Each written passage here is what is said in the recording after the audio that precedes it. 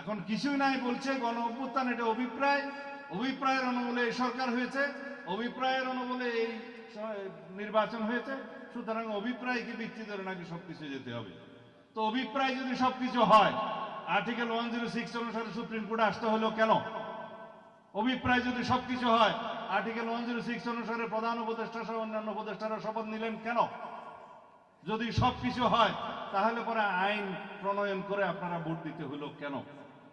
যদি বলা হয় সংবিধান অনুসারে 3 মাসের মধ্যে হাসিনা যাওয়ার পরে নির্বাচন হওয়ার কথা, নির্বাচন হইল না কেন?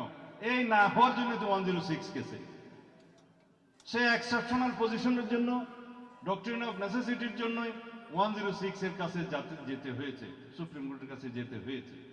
এখন কেউ কেউ বলে যে 106 অনুসারে সরকার তো গঠিত হয়েছে, কিন্তু সংবিধানের অনেক কিছু, অনেক বিধান নাকি অ্যাব্রোগেটেড হয়েছে। সংবিধানের অনেক বিধান অ্যাব্রোগেটেড হবে জেনেই তো 106 এ যাওয়া হয়েছে, আর কোনো উপায় না পেয়ে। আদারওয়াইজ দিল্লিতে গিয়ে শেখ হাসিনা দস্তখত নিয়েই তো এই সমস্ত করতে হইতো। এখন আমাকে অনেক কথা বলে, বলে যে এত ভোট পেয়েছিলাম আমরা, নিয়ে যাওয়া হয়েছে। আপনারা স্বপ্নে দেখেন কিভাবে? স্বপ্ন দেখারও তো একটা সীমারেখা আছে। যেই দল মনে করে যে তার সরকার গঠন করতে পারত, তাদেরকে হারানো হয়েছে, এই স্বপ্ন দেখাও তো না যায়, একটা হদ, একটা সীমারেখা থাকে।